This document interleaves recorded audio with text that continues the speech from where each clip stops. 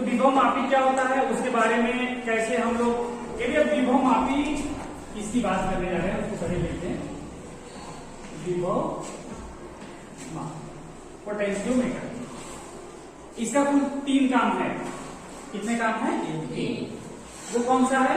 पहला, कोई भी जो सेल है, सेल का विद्युत वाहक बल, मतलब विद्युत वाहक बल ज्ञात करें। कोई भी जो सेल है उसका ईएमएफ कैपिटल ई की वैल्यू हम लोग इससे फाइंड करें। दूसरा क्या काम है हमारा? कोई जो सेल है, कोई 2 सेल दी है, कितने सेल हो हमारे पास? 2 सेल है, उनका विद्युत वाहक बल एक का E1 है, दूसरे का कितना है? E2। E1 और E2 की तुलना करना, कौन E1 बड़ा होगा कि E1 छोटा होगा, E2 छोटा होगा कि E1 बड़ा होगा। 2 सेलों के विद्युत वाहक बलों की तुलना करना है और उसका हम लोग किससे यूज करते हैं भैया? विभव मापी से। और कोई भी सेल हमको दिया है उसका आंतरिक प्रतिरोध स्मॉल आर का मान कैसे ज्ञात करते हैं? स्मॉल आर का मान ज्ञात करने के लिए हम लोग किसका यूज करते हैं? विभव मापी। तो विभव मापी का यूज कहां करना है वो तो समझ में आ गया। ये किस पर वर्क करता है उसको समझना, कहां काम करता है, कौन सा सिद्धांत है। जैसे हम लोग पढ़े थे ना मीटर सेतु पढ़ रहे थे, तो वह कौन से सिद्धांत पे काम किया था? अस्थायी अवस्था। एक अस्थायी अवस्था होगा। अस्थायी अवस्था कैसा था कि उसमें जो हमारी ये जॉकी लगी थी जाकर के, जो जॉकी आकर के लगा था, उस जॉकी पर जो यहाँ पे गैल्वेनोमीटर था, गैल्वेनोमीटर में जो डिफ्लेक्शन होगा वो कितना होना चाहिए? 0, है ना।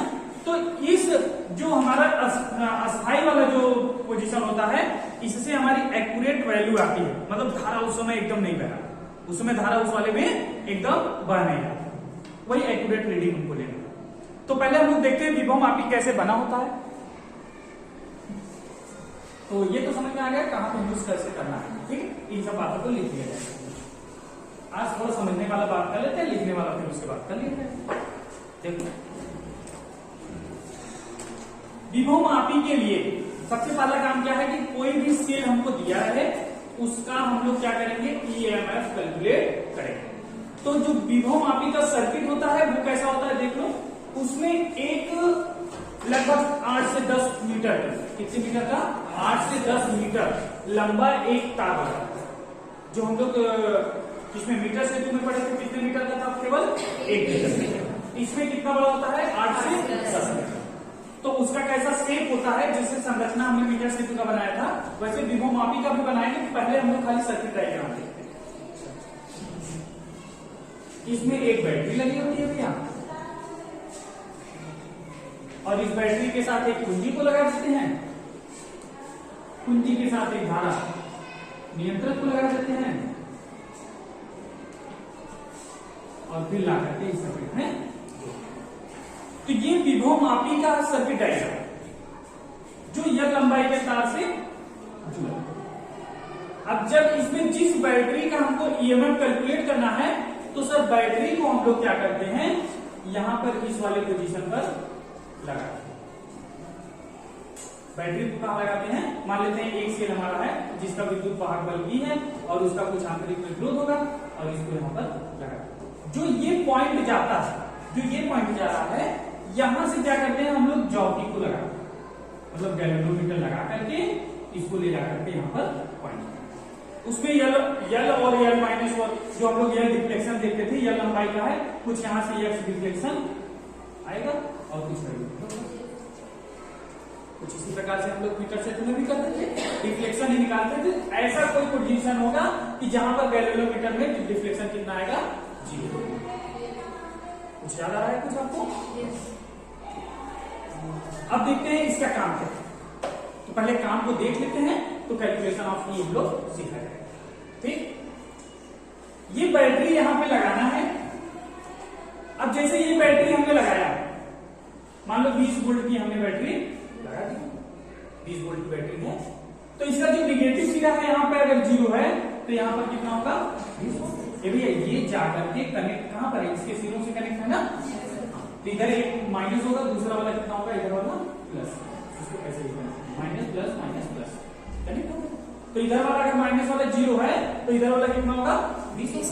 ये भैया कोई बैटरी है हमारा, कोई भी बैटरी है ना, तो उसका जो भी उनके दो सिरों का जो विभवांतर होता है वही जो सेल का विभव होता है उसके दो सिरों का विभवांतर होता है। यहाँ पे कोई रेजिस्टेंस नहीं लगा, ये धारा नियंत्रण का कोई रेजिस्टेंस नहीं है। ये क्या है हमारा कुंजी है, कुंजी का कोई रेजिस्टेंस नहीं, तो जो बैटरी के सिरों का विभवांतर होगा वही यहाँ विभवांतर होगा, है। तो ये हमारा पॉइंट ए मान लेते हैं, ये पॉइंट बी, मतलब ए और बी के बीच का जो विभवांतर होगा वो कितना होगा 20 होगा। और जो 20 विभवांतर है कहां से कहां तक है, 0 से लेकर के 20 है। अगर ये यल लंबाई का तार है भैया तो यहाँ पे 0 है, यहाँ पर 20 है, मतलब 0 है फिर 1 कहीं होगा, कहीं 2 होगा, कहीं 3 होगा, कहीं 4 होगा, कहीं 5 होगा, इस तरह से बढ़ता कहां तक जाएगा 20 तक जाएगा। समझ आ रहा है? हमने एक टर्म पढ़ा था कहीं विभव प्रवणता, विभव प्रवणता क्या पढ़े थे, विभव प्रवणता बराबर V अपान L, विभव प्रवणता क्या पढ़े थे V अपान L। तो अगर L लंबाई में V विभव है तो एकांक लंबाई पर विभव में परिवर्तन कितना होगा, मतलब छोटी सी दूरी अगर हम चलेंगे तो उसमें विभव में कितना परिवर्तन होगा, यही हमको क्या बताता है विभव प्रवणता। एकांक लंबाई में विभव में परिवर्तन कितना होता है वही क्या कहलाता है हमारा विभव प्रवणता। तो विभव प्रवणता क्या होता है, एकांक लंबाई में विभव में परिवर्तन कितना होगा उसी को हम लोग विभव प्रवणता कहते हैं। क्या कहें भैया, मान लेते हैं यहां से 20 है, 20 वोल्ट है, यह लंबाई का है, यह लंबाई का तार है, तो एकांक लंबाई में कितना विभव में परिवर्तन होगा V अपान L। अगर हम x लंबाई में कह दें विभव में परिवर्तन कितना होगा तो V upon L into x। समझ में आया, ये बात समझ में आया ना। अगर x लंबाई में कितना विभव में परिवर्तन होगा वो कितना हो जाएगा V upon L into x। समझ में आ गया, इस x वाला मैटर नहीं समझ आ रहा। ये भैया यहां से यहां तक 20 है, अगर हम कहते हैं यहां से यहां तक L अपान 2, कितनी लंबाई है L अपान 2, तो L अपान 2 x की जगह रख दोगे कितना हो जाएगा, L से L कट गया कितना हो गया V अपान 2। मतलब अगर यहां से यहां तक 20 है तो आधे वाले पे 10 होगा, 20/10। समझ में आया ना। अच्छा अगर मैं कह दूं यहाँ पे L की वैल्यू L अपान 4 है, L अपान 4 है तो L अपान 4 रखोगे कितना हो जाएगा V अपान 4, मतलब जो चौथाई वाली लंबाई होगा वहां पर विभव का मान कितना होगा 5 होगा, 5 वोल्ट, फिर चौथाई वाला 5 वोल्ट, फिर 5 वोल्ट, फिर 5 वोल्ट, कैसे वो परिवर्तन हो रहा है समझ में आ रहा है ना। हाँ तो ये क्या है 0 से L तक है, इसमें कुल कितने विभव डिवाइड है 0 से 20 तक डिवाइड है ना। ये कुछ समझ में आया, आप आ रहा है क्या कर रहे हैं हम। हाँ ये विभव मापी का सिद्धांत है कि विभव प्रवणता पर हमारा वो सिद्धांत है। अब इसको हम लोग कैसे निकालेंगे, इस सेल का ईएमएफ निकालने के लिए क्या करते हैं भैया, एक सेल को इस वाले टर्मिनल से लेते हैं और दूसरे वाले से यहाँ पे उसका आंतरिक प्रतिरोध है, एक को कुंजी लगा करके, कुंजी भी नहीं लगाएंगे तब तक भी काम चल जाएगा, यहाँ गैल्वेनोमीटर लगा। अब देखो एक बात, इसमें कनेक्शन के समय जो जब हम लोग इसको ऐड करते हैं या फिर सेल को ऐड करते हैं तो सेल को जोड़ते समय एक बात खाली याद रखना है ध्यान में, अगर वो बात नहीं याद रखेंगे तो गलत हो जाएगा, कनेक्शन गलत हो जाएगा। क्या याद रखना है कि अगर मैं ऋण टर्मिनल लिया हूं जो सेल का हमको निकालना है तो ऋण टर्मिनल को हमेशा ऋण टर्मिनल से जोड़ना, ठीक, धन टर्मिनल को हमेशा धन टर्मिनल से जोड़ना, ये बात हमेशा याद रखना। अगर अपोजिट कर देंगे तो क्या होगा मैं उसको दिखाऊंगा, ठीक। ऋण टर्मिनल को हमेशा ऋण टर्मिनल से जोड़ते हैं भैया, कुछ भी इसका विभव होगा ना, बैटरी है तो कुछ ना कुछ इसका विभव होगा। अच्छा अब मान लेते हैं, अब क्या करेंगे इस समय, यहां से एक जॉकी लेंगे इसको ला करके यहां पे कनेक्ट करेंगे, तो सेल का ईएमएफ मान लेते हैं एक्स वाले पॉइंट पर जाकर के इसका डिफ्लेक्शन कितना आ रहा है 0। हमने बताया था जब उधर कर रहे थे तो एक अगर मैं इधर लाऊंगा तो डिफ्लेक्शन किधर देखने को मिलेगा, इधर देखने को मिलेगा। अगर हम इधर लेके जाएंगे तो डिफ्लेक्शन किधर देखने को मिलेगा, इधर देखने को मिलेगा। मतलब एक पॉइंट फिर से समझ लिया, एक पॉइंट अगर मैं इधर लेकर आया तो डिफ्लेक्शन इधर देखने को मिल रहा है, अगर मैं इसको उधर लेके जा रहा हूं तो डिफ्लेक्शन अगर हमको उधर देखने को मिले तो बीच में कोई ना कोई ऐसा पॉइंट होगा जहां पर डिफ्लेक्शन 0 देखने को मिलेगा। मान लेते हैं x दूरी पर, x यूनिट पर क्या हो रहा है, हमारा डिफ्लेक्शन कितना हो रहा है 0। 0 क्यों हुआ है, 0 क्यों हुआ, कहीं पर अगर आपको थोड़ा बहुत याद होगा, मैंने जब व्हीटस्टोन सेल को पढ़ाया था तो इसमें धारा क्यों नहीं भरे? क्योंकि यहाँ पर विभव का मान बराबर था। किसका मान बराबर था? तो इसका मतलब ये हो गया भैया कि यहाँ का जो विभव है, यहाँ का जो विभव है वहां यहाँ के विभव बराबर होगा, तभी तो इसमें धारा नहीं प्रवाहित हो रही। तो इसका मतलब अगर ये इसका विभव जितना है उतना x लंबाई पर जितना विभव होगा उतना होगा। जैसे यहाँ पर मैंने 20 में बांटा था तो कहीं 5 था, कहीं 7 था, कहीं 8 था, कहीं 10 ऐसे था ना। तो अगर मैंने यहाँ पर V वोल्ट की बैटरी ली है, V वोल्ट की बैटरी ली है तो यहाँ पर विभव कितना होगा? V वोल्ट होगा। अच्छा, V वोल्ट बैटरी ली है तो V वोल्ट 0 से V तक वो वैरी करेगा। x पर विभव कितना होगा? x वाले भाग पर विभव कितना होगा? x वाले भाग पर विभव होगा, x लंबाई पर विभव कितना होगा? ऐसे करिए, x लंबाई पर विभव कितना होगा? ये भैया एकांक लंबाई पर विभव कितना है? v upon l।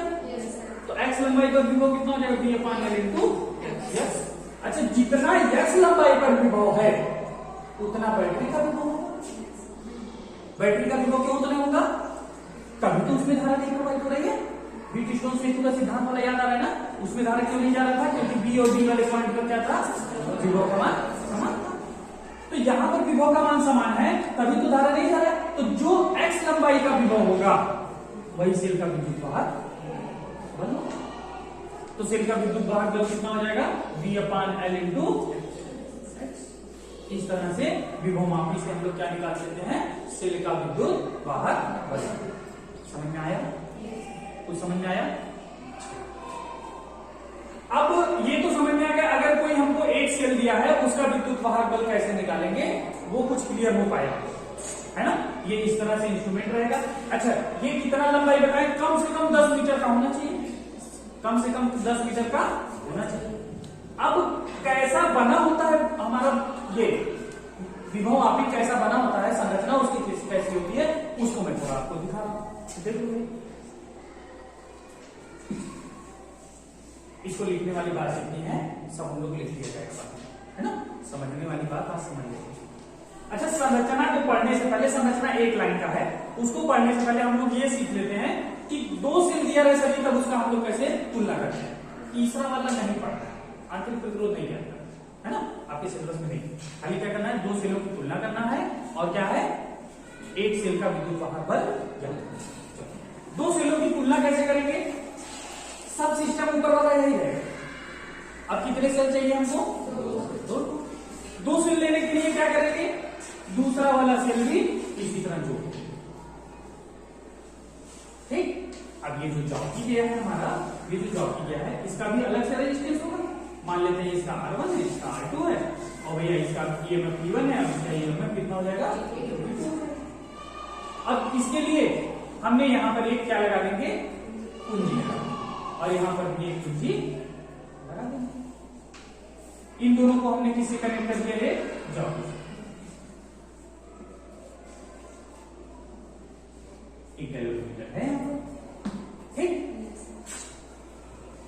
जैसे हमने कैलकुलेशन किया है E1 के लिए, जैसे जो जो बातें हमने E1 के लिए किया है वही बातें यहां पर भी करना है। लेकिन अब हमारे कितने सेल हो गए भैया? 2 सेल हो गए, कोई दिक्कत परेशानी नहीं। करना क्या है? सिस्टम ऑफ वर्किंग क्या है पूरा वही समझ लेते हैं। ये समझ में आ गया था। ई का कैलकुलेशन करेंगे कैसे? इसके लिए क्या करना है, ध्यान से देखो। अगर ये परिपथ यहाँ पे खुला है, ये परिपथ यहाँ पे खुला है, तो इससे कोई धारा प्रवाहित नहीं, एकदम पक्का है। अगर हम क्या कर दें, इसको बंद कर दें और इसको खुला रहने दें, इसको बंद कर दे, इसको खुला रहने दे, तो यहीं से धारा हमारा प्रवाहित होगा। मतलब अब देखो, एक ऐसा पॉइंट आएगा कि इधर इधर करने पर डिफ्लेक्शन देखने को मिलेगा हमको कैलकुलेट करने, इसमें कोई दिक्कत परेशानी नहीं। लेकिन एक ऐसा पॉइंट आएगा, एक ऐसा पॉइंट आएगा जहां पे डिफ्लेक्शन कितना हो जाएगा? 0 हो जाएगा। फॉर कैलकुलेशन ऑफ E1 क्या करेंगे? इसको अगर हम लोग आगे पीछे करेंगे तो वहां पर एक ऐसा पॉइंट आएगा कि जहां पर डिफ्लेक्शन हमको देखने को कितना मिलेगा भैया? 0। हम मान लेते हैं कि L1 लंबाई पर हमारा क्या आ रहा है? डिफ्लेक्शन कितना आ रहा है? 0। तो E1 की वैल्यू कितना हो जाएगा भैया, और ये फार्मूले से देख लो, V अपान L इंटू कितना हो जाएगा L। समझ में आया? अच्छा अब क्या करेंगे, अब भी वही करना है, सेम सिस्टम अपनाना है। क्या, अब इसको, इस वाले कुंजी को खोल देंगे, अब इसको क्या कर देंगे, बंद कर देंगे, इसको बंद कर देंगे तो इसमें धारा नहीं थी, इससे कोई कम हो नहीं, इसका खत्म, ये तो बंद हो गया। अब धारा किसमें जा रहा है, अब जैसे E2 से जाएगा, जहां पे हमने किया था वहां पे डिफ्लेक्शन देखने को मिलने लगेगा। अब क्या करेंगे, इसको आगे पीछे करेंगे। मान लेते हैं एक दूसरा पॉइंट आता है E2 के लिए, E2 के लिए मान लेते हैं कितने पे आ रहा है वो N2 पर डिफ्लेक्शन जीरो लग रहा है, L2 वाले पे जो डिफ्लेक्शन है वो कितना लग रहा है आपको, जीरो लग रहा है। तब E2 की वैल्यू कितना हो जाएगा, V अपान L इंटू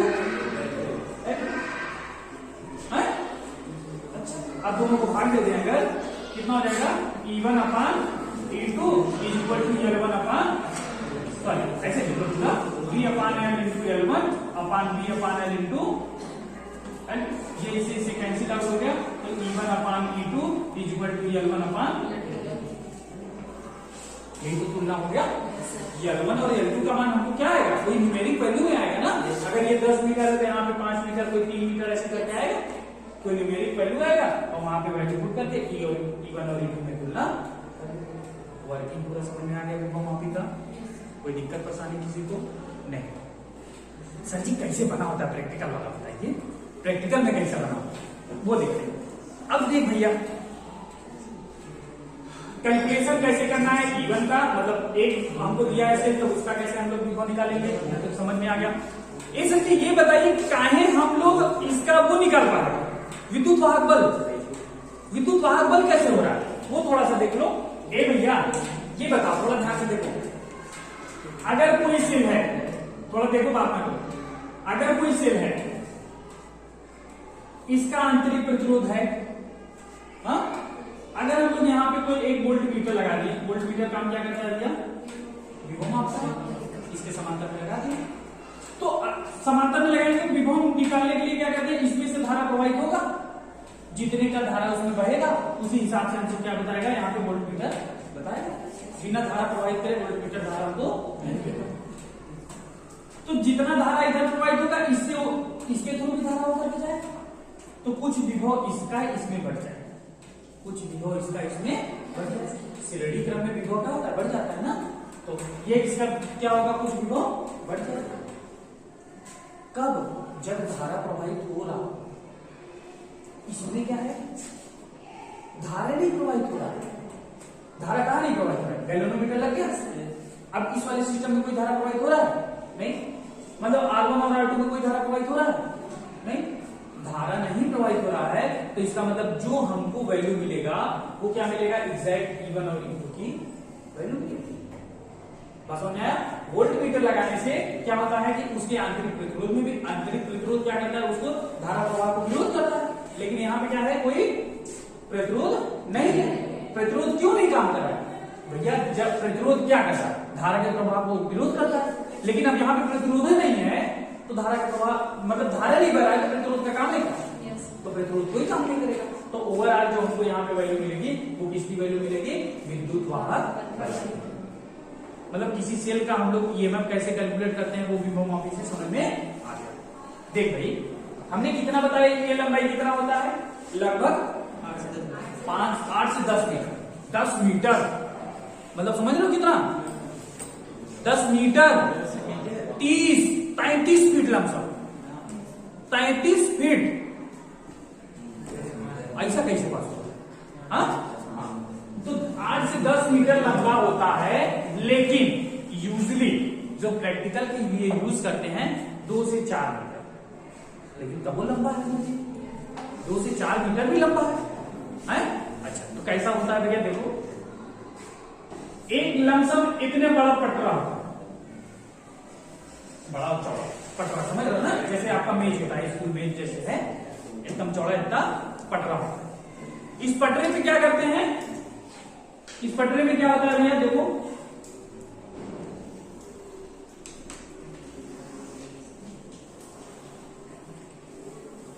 ये तरवा को ना घुमा देते हैं, क्या करते हैं, घुमा इसका बना रहा हूं, पूरा सिस्टम बना रहे हैं। देखो ये पॉइंट ए हो गया और ये पॉइंट बी हो गया। ए से क्या कनेक्ट है बैटरी का, ऋण सिरा। चलो मैं बैटरी को इधर कनेक्ट करता हूं, बैटरी का हमारा क्या हो गया ऋण सिरा, धन सिरा, ऋण सिरा, धन सिरा, ऐसे आ गया। हाँ, फिर बैटरी का जो धन सिरा है वो कुंजी से है और फिर किससे है, धारा नियंत्रक से। चलो यहीं पे बना देते हैं। यहाँ पे क्या बना रहे हैं भाई, एक को कुंजी लगा दिए और एक को क्या लगा दिए, धारा नियंत्रक। ऐसा जी ऐसे टेल लगाएंगे, ये टेबल ऐसे है ना, टेबल ऐसे है ना, अब धारा नियंत्रक यहाँ होगा, पूरा ऐसे लगा है, धारा नियंत्रक यहाँ लगा। अब ये धारा नियंत्रक किससे जाके कनेक्टेड है, पॉइंट बी से। चलो पॉइंट बी को और हम बड़ा कर देते हैं, कौन सी बड़ी बात है, ये आ गया पॉइंट बी से कनेक्ट हो गया। अभी क्या है पॉइंट बी, अब यहाँ पे जो यल लंबाई का तार है, ये यल लंबाई का तार है, यहां से यहां तक पूरी यल लंबाई का तार है, समझ आ रहा है, ये कितना है यल लंबाई का तार है। अब क्या करना है, पॉइंट ए से, किससे भैया, पॉइंट ए से, पॉइंट ए से क्या कनेक्टेड है हमारी बैटरी। एक बैटरी के लिए मैं कनेक्शन बना रहा हूं, दो बैटरी उसी के साथ जुड़ जाएगा। एक बैटरी है वो भी माइनस वाला है तो माइनस वाला जुटेगा, माइनस वाला है तो माइनस वाला जुटेगा, माइनस हो गया प्लस हो गया, ये बैटरी हो गया, बैटरी का आंतरिक प्रतिरोध हो गया, और बैटरी का जो आंतरिक प्रतिरोध है वो कहीं आकर के जॉकी के साथ कनेक्ट, और यहां पे क्या लगा है इसमें, समझ में आया। ये जॉकी फ्री है पूरे लेंथ पर घूमने के लिए, पूरे लेंथ पर घूमने के लिए ये फ्री है, कोई दिक्कत परेशानी। ये पूरा तार गया भैया, कनेक्शन वायर है, जो तार आपके घर में पतला वाला होता है वो पूरा तार आकर के इसमें कनेक्ट, सिंगल वाला। समझ में आया कैसे होता है, भैया ये पूरा टेबल होता है, पूरा टेबल होता है ना। मैं फोटो भेज दूंगा आप लोग के व्हाट्सएप ग्रुप में, आपको समझ में आएगा किस तरह से सब बता रहे थे। पूरा टेबल होता है और उसमें पूरा क्या होता है, ऐसे पूरी ये लंबाई का, ये लमसम कितना होता है 4 से 5 मीटर, 4 से 5 मीटर का। काहे से इतना लंबा बनाते हैं, 1 मीटर में काम नहीं होगा, 1 मीटर में काम नहीं होगा, जितना लंबा तार हो, ध्यान से सुन लो भाई, लंबा जितना तार होगा, ये मैंने कहा था ना 0 से 20 के लिए लेने के लिए। अच्छा देख, ये 0 है, ये कितना है 20 है। अब ये स्केल मान लो, ये 20 सेंटीमीटर स्केल, वोल्ट को अभी मैं किसमें कन्वर्ट कर रहा हूं, 20 सेंटीमीटर। तो 1 सेंटीमीटर ऐसे 20 को भाग होगा, 20 भाग होगा, तो 2 भागों के बीच में थोड़ा थोड़ा अंतर है।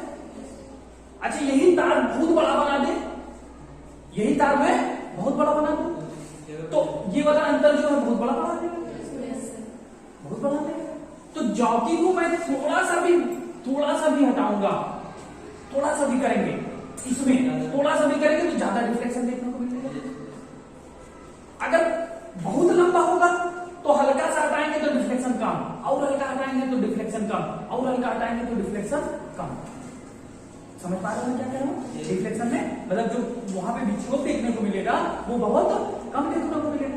कम देखने से क्या होगा, हमारी एक्यूरेसी जो है ई के कैलकुलेशन में जो एक्यूरेसी होगी वो क्या होगी, बहुत अच्छी होगी। लंबा तार होने से एक्यूरेसी क्या होती है, अच्छी होती है, क्योंकि यही पोटेंशियल क्या है, यही हो गया है हमारा बहुत लंबे में डिवाइड हो गया। अब हल्का सा भी डिफ्लेक्ट करेंगे तो हमारा कम ही डिफ्लेक्शन हमको जॉकी में उसमें देखने को, कैलोरीमीटर में देखने को मिलेगा। लंबा तार होने से क्यों फायदा है, समझ में आ गया। तो हमको 2 बातें अभी पढ़ना था, कोई भी विद्युत वाहक बल है, कोई भी बैटरी है, उसका विद्युत वाहक बल कैसे कैलकुलेट करते हैं। अगर कोई 2 विद्युत वाहक बल दिए गए हैं, 2 बैटरी दिए गए हैं, तो उनका कैसे, उन दोनों बैटरियों में कैसे तुलना करते हैं वो भी सीखेंगे। ठीक है, आपको पूरा समझ में आ गया, किसी को कोई दिक्कत परेशानी नहीं। इसमें कैलकुलेशन क्वेश्चन कैसे पूछता है, चलो न्यूमेरिकल के साथ करते हैं।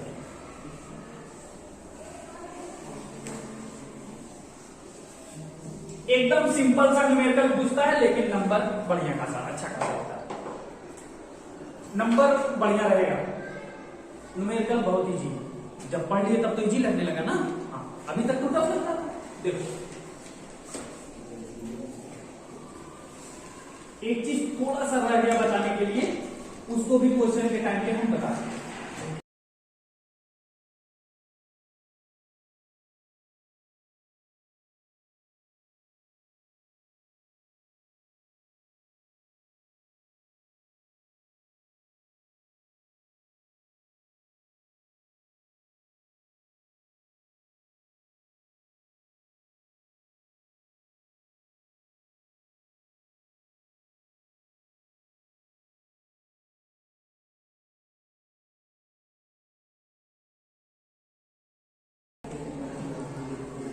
अच्छा, इनमें एक चीज क्या रह गया था वो सीख लो। ये जो विभव है, ये जो बैटरी लगी है, जिस बैटरी को हम लोग लगाते हैं पोटेंशियल मीटर में, उसका विभवांतर, इसका जो जितने वोल्ट की बैटरी है, ये हमेशा ज्यादा होना चाहिए जिसको हम लोग मान निकाल रहे हैं। जिसका हम मान निकाल रहे हैं हमेशा उससे इसकी वैल्यू क्या होनी चाहिए, हमेशा मतलब जो हम लोग बैटरी भी लगाए हैं ये हमेशा ग्रेटर होने चाहिए ईएमएफ ऑफ जिस सेल का हम लोग ईएमएफ करते हैं। समझ में आया? अगर ये वैल्यू कम होगा, अगर ये वैल्यू कम होगा, ये वाला क्या होगा ज्यादा, तब कहीं नहीं निकल पाएगा सर, तब कहीं निकलेगा बताइए। क्योंकि भैया ध्यान से सुन लो, अगर ये मान लो कितना हो जाए, मान लो 21 वोल्ट हो जाए, कितना वोल्ट हो जाए 21।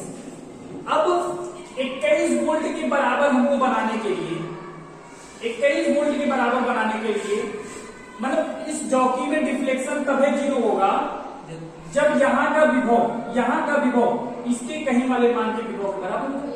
अच्छा, इस तार में विभव कहां से कहां तक डिफ्लेक्ट है, 0 से 20 तक।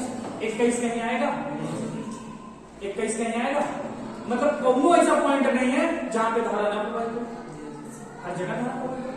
तो मतलब ऐसा कोई ऐसी पॉसिबिलिटी नहीं है कि अगर हमारा बड़ा वोल्टेज का भी ईएमएफ का अगर बैटरी है, हम लोग उससे कम वाले का निकाल। अच्छा सर, बराबर रहेगा तब भी नहीं होगा, बराबर रहेगा तब पर भी नहीं होगा। क्यों? क्योंकि ऐसा कोई सेल है ही नहीं, ऐसा कोई सेल है ही नहीं कि उसका कुछ न कुछ आंतरिक प्रतिरोध न हो। इसका भी तो कुछ न कुछ आंतरिक प्रतिरोध होगा।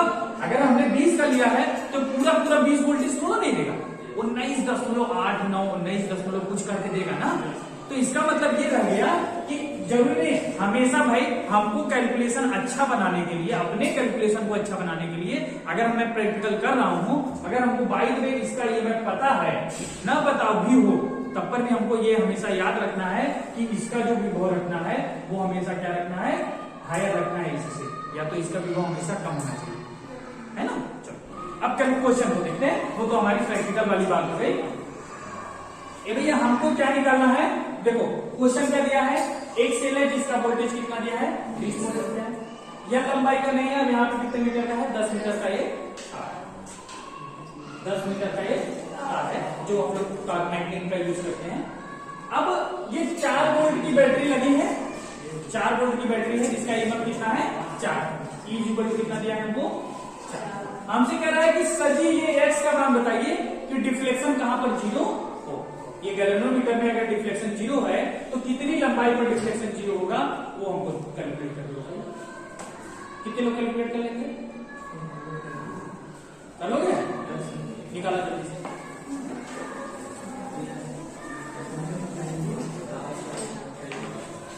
ये चीज आप भूल जाया करो कि हमारा वीडियो बना है ना, मैं भूल जाता हूँ श्योरली बता रहा हूँ, है ना। ये चीज एकदम भूल जाना ये सबसे सही है, ये काम फालतू का है आपके लिए। अगर इससे आप लोग डिस्टर्ब हो करके पढ़ाई करोगे तो मैं इसको हटा दूंगा। पढ़ाई सबसे पहली चीज होनी चाहिए, ये सेकेंडरी। कैलकुलेट करो भैया, ई की वैल्यू कितना हो, एक्स की वैल्यू कितना हो, तुरंत बता दोगे यार कैलकुलेशन करके।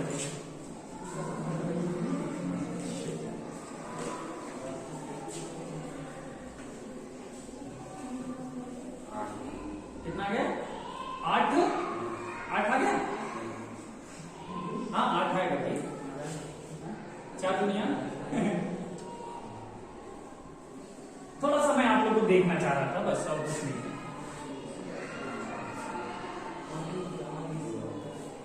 ऐसा ही मेरे कोई हो। इतना बताना व्यर्थ हो जाएगा भाई तब तो, है तब तो बताना व्यर्थ हो जाएगा भाई। अरे राम राम। ये भैया हमने ई के लिए क्या फार्मूला बताया है, v upon two x. Calculate किसको करना है, एक्स को। ई की वैल्यू कितना है, 4 v की वैल्यू कितना है 20 बटे एल की वैल्यू कितना है 10। अच्छा ये बताओ अगर मैं इसको 40 रखूंगा तो कैलकुलेशन हो पाएगा, कहाँ कोई है भाई। एक्स की वैल्यू कैलकुलेट करना है। अच्छा तो एक्स बराबर 2 जाएगा भैया, एक्स बराबर कितना हो गया 2 मीटर। क्या भाई बेइज्जती करा दिए हमारा भी। ये हमने कोई क्वेश्चन कहीं से उठाया थोड़ा नहीं था, ये तो अपने मन से दे दिए थे ना। चलो तो कितना आ गया 2 मीटर पर डिफ्लेक्शन कितना होगा 0। ऐसा ही न्यूमेरिकल आपसे बोर्ड में भी पूछ सकता है। ठीक समझ में आया। लिखने वाला काम आप लोग थोड़ा देखेंगे, अगर कर लेंगे तो ठीक, नहीं तो हम लिखा देंगे। कुछ बातें समझ में आई जो मैंने बताया आपको, काम खत्म हो गया। चलो